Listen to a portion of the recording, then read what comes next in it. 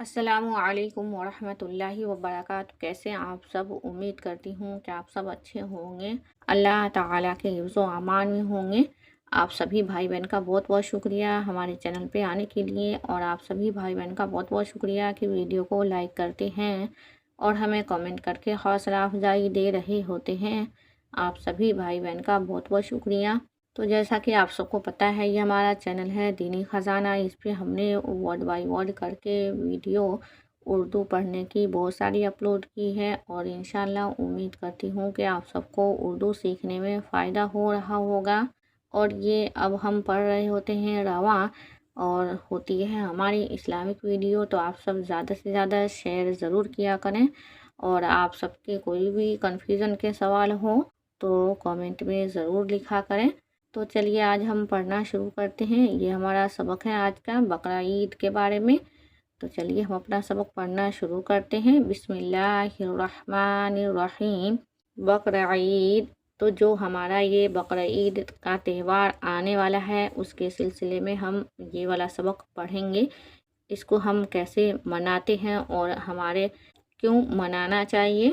مسلمانوں کے دو تہواروں میں سے ایک عید ہے اور ایک بقرہ عید۔ تو ہم مسلمانوں کو دو تہواریں جو ہیں وہ اہم ہیں، اور دو تہواروں کو لوگ اچھے سے مناتے ہیں۔ ایک عید ہے اور ایک بقرہ عید۔ عید کے بارے میں ہم پیچھے درجے میں پڑھ چکے ہیں، تو ہو سکتا ہے کہ میں ویڈیو پہلے بنا چکی ہوں جو عید کے بارے میں ہو، یا پھر نہیں بنائی ہوں، تو آپ سب ضرور کمنٹ کریں، انشاءاللہ میں عید والا بنا دوں گی۔ اس سبق میں بقرہ عید کا ذکر ہوگا، تو یہ والا سبق جو ہے ہمارا وہ بقرہ عید کے بارے میں ہے۔ یہ ہے قربانی کا تہوار ہے، اس لیے اسے عید قرباں بھی کہتے ہیں۔ تو یہ قربانی کا تہوار ہے، اس لیے عید قرباں بھی کہتے ہیں۔ عربی میں اسے عید الاضحیٰ، قربانی کی عید، اور عید الاضحیٰ، روشنی کی عید بھی کہتے ہیں۔ تو اس قربانی والے تہوار کو عربی میں عید الاضحیٰ بھی کہتے ہیں اور عید الاضحیٰ بھی کہتے ہیں۔ اردو بولنے والے لوگ اسے عام طور پر بقرہ عید ہی کہتے ہیں۔ تو جو لوگ اردو بولتے ہیں وہ لوگ زیادہ سے زیادہ لوگ کیا ہے، بقرہ عید ہی کہتے ہیں اس تہوار کو۔ آپ سبھی کو ویڈیو اچھی لگے تو پلیز میرے بھائی بہن لائک شیئر ضرور کیا کریں، اور کمنٹ بھی کر کے ضرور بتایا کریں کہ آپ سب کو ویڈیو کیسی لگی۔ جیسا کہ کامنٹ ہے اور محمد وقاص بھائی صاحب نے لکھے ہیں یہ سارے کامنٹ، انشاءاللہ امید کرتی ہوں کہ آپ سب بھی ایسے اچھے اچھے کامنٹ بھی لکھ کے جایا کریں گے۔ اب سے ہم کامنٹ کو بھی مینشن ضرور کیا کریں گے انشاءاللہ، اور امید کرتی ہوں کہ آپ سب کو ویڈیو اچھی لگے اور آپ سب اسی طرح سے اچھے اچھے کامنٹ ضرور کرتے رہیں۔ اور چینل پہ جو سب سے زیادہ کامنٹ کر رہے ہیں وہ ہے محمد وقاص بھائی۔ محمد وقاص بھائی کا بہت بہت شکریہ بھائی کہ آپ ہمیں کامنٹ کر کے حوصلہ افزائی دے رہے ہوتے ہیں، بہت بہت شکریہ۔ یہ سارے کامنٹ 1 سے 2 دن کے ہیں، اور میں نے سارے کامنٹ نہیں لیے ہیں، کچھ کامنٹ لیے ہیں۔ حضرت ابراہیم علیہ السلام اللہ کے بڑے برگزیدہ نبی تھے۔ تو حضرت ابراہیم علیہ السلام کیا تھے؟ اللہ کے برگزیدہ کے مطلب ہے پیارے نبی تھے۔ آپ کے فرزند حضرت اسماعیل علیہ السلام بھی نبی تھے۔ تو کس کے؟ حضرت ابراہیم علیہ السلام کے جو بیٹے تھے حضرت اسماعیل علیہ السلام، وہ بھی نبی تھے۔ یہ تہوار انہی دونوں باپ بیٹوں کی یادگار ہے۔ تو یہ بقرہ عید کی جو تہوار ہے ہمیں ان دونوں باپ بیٹے کی ہی یادگار ہے۔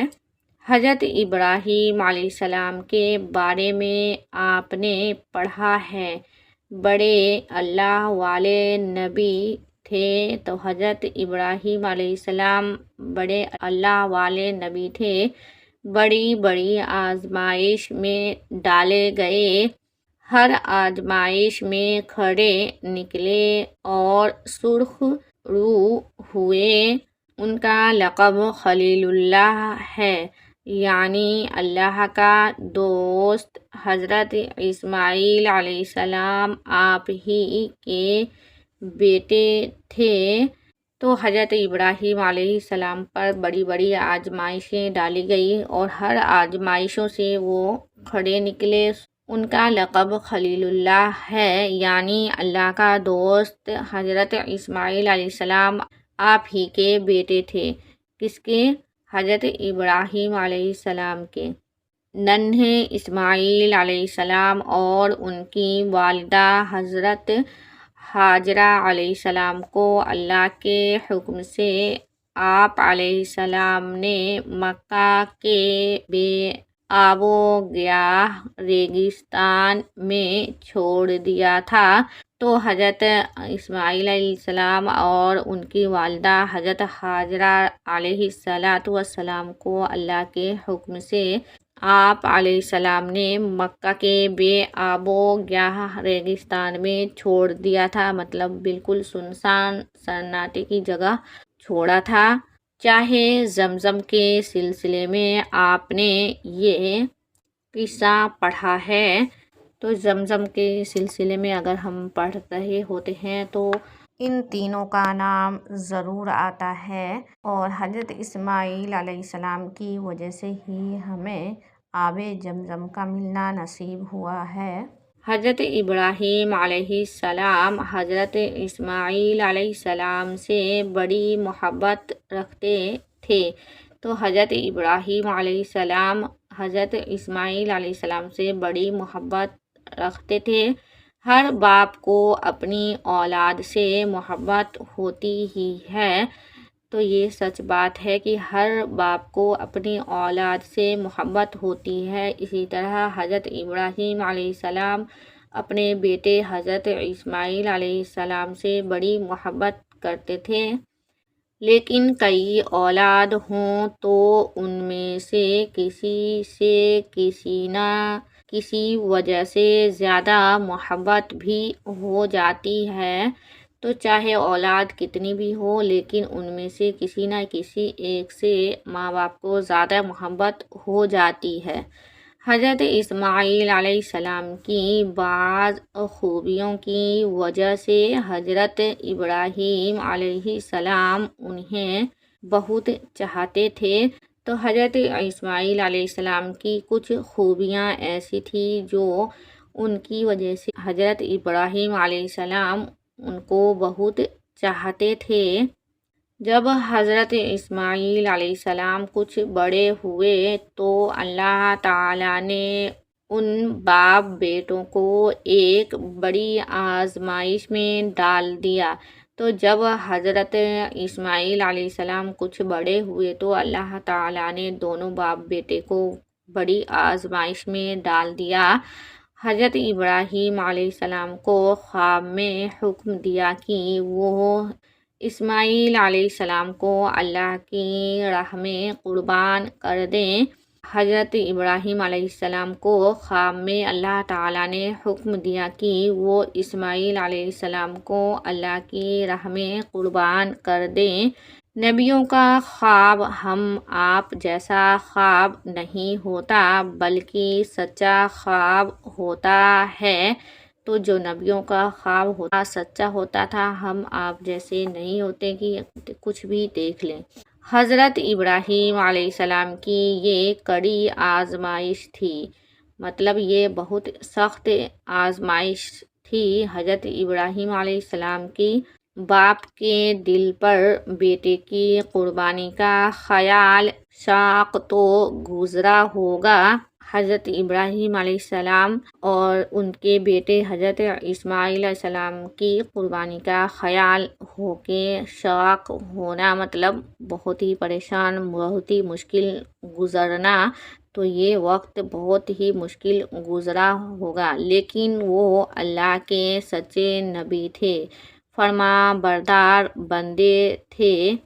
اللہ کے حکم کی تعمیل کے لیے تیار ہو گئے تو اللہ تعالیٰ کے سچے نبی تھے، فرما بردار تھے، تو اللہ تعالیٰ کے حکم کی تعمیل کے لیے تیار ہو گئے، مطلب حکم ماننے کے لیے تیار ہو گئے۔ لیکن یہ ان کا اپنا اکیلے کا معاملہ تو تھا نہیں، لیکن یہ بات تو اپنے ایک اکیلے کی تھی نہیں، بیٹے کی منشا کا بھی جاننا ضروری تھا۔ تو یہ بات جب بیٹے کی تھی تو ان کی مرضی بھی جاننا ضروری تھا ان کے لیے، کیونکہ قربانی بیٹے کی ہونی تھی۔ یوں آپ علیہ السلام نے حضرت اسماعیل علیہ السلام سے فرمایا، بیٹے مجھے خواب میں حکم ہوا ہے کہ میں تجھے اللہ کے لیے قربان کر دوں، بتاؤ تمہارا کیا خیال ہے؟ حضرت ابراہیم علیہ السلام حضرت اسماعیل علیہ السلام سے فرماتے ہیں کہ بیٹے مجھے خواب میں حکم ہوا ہے کہ میں تجھے اللہ کے لیے قربان کر دوں، بتاؤ تمہارا کیا خیال ہے؟ یہ اپنے بیٹے سے پوچھ رہے ہیں۔ حضرت اسماعیل علیہ السلام نے بلا تعمل جواب دیا، مطلب بنا ہچکچائے، بنا پریشانی کے، ابا جان آپ کو جو حکم ہوا ہے اسے فوراً بجا لائیے۔ تو حضرت اسماعیل علیہ السلام بنا ہچکچائے جواب دیے کہ ابا جان آپ کو جو حکم ہوا ہے اسے فوراً بجائیے، مطلب فوراً کیجیے، انشاءاللہ آپ علیہ السلام مجھے صبر کرنے والوں میں سے پائیے گا۔ انشاءاللہ آپ علیہ السلام مطلب ان کے ابو جان حضرت ابراہیم علیہ السلام کو کہہ رہے ہیں کہ مجھے آپ صبر کرنے والوں میں سے پائیے گا۔ اسی دن سے حضرت اسماعیل علیہ السلام کا لقب ذبیح اللہ ہوا۔ تو اسی دن سے حضرت اسماعیل علیہ السلام کا لقب مطلب ایک نام پڑ گیا ذبیح اللہ۔ باپ بیٹے دونوں جب اللہ کا حکم بجا لانے پر راضی ہو گئے تو حضرت ابراہیم علیہ السلام نے بیٹے کو ذبح کرنے کے لیے لٹا دیا۔ عین اسی وقت اللہ تعالیٰ نے حضرت ابراہیم علیہ السلام کو پکار کر کہا کہ اے ابراہیم علیہ السلام، تم نے خواب سچا کر دیا، میرا حکم بجا لایا، اب بیٹے کو قربان کرنے کی ضرورت نہیں۔ اللہ کے حکم سے فرشتے نے ایک مینڈھا لا کر حضرت ابراہیم علیہ السلام کو دیا اور آپ حضرت علیہ السلام نے اسی کی قربانی کی۔ تو حضرت ابراہیم علیہ السلام نے بیٹے کو ذبح کرنے کے لیے لٹایا۔ عین اسی وقت پر اللہ تعالیٰ نے حضرت ابراہیم علیہ السلام کو پکار کر کہا کہ اے ابراہیم علیہ السلام، تم نے خواب سچا کر دیا، میرا حکم بجا لایا، اب بیٹے کو قربان کرنے کی ضرورت نہیں ہے۔ اللہ کے حکم سے فرشتے نے ایک مینڈھا لا کر حضرت ابراہیم علیہ السلام کو دیا اور آپ علیہ السلام نے اسی کی قربانی کی۔ اللہ دونوں باپ بیٹوں سے راضی ہوا اور دونوں باپ بیٹوں نے اللہ کا شکر ادا کیا۔ اللہ تعالیٰ دونوں باپ بیٹوں سے راضی ہوئے اور دونوں باپ بیٹوں نے اللہ کا شکر ادا کیا۔ تو یہ آگے کی سبق ہم انشاءاللہ اگلی پارٹ میں پڑھیں گے، اور امید کرتی ہوں کہ آپ سب کو ویڈیو اچھی لگی ہو۔ تو آپ سب کمنٹ کرنا نہ بھولیں، آپ سب کو ویڈیو کیسی لگی ضرور بتایا کریں۔ ملتے ہیں ہم آپ سبھی سے انشاءاللہ اگلی ویڈیو میں۔ اللہ حافظ۔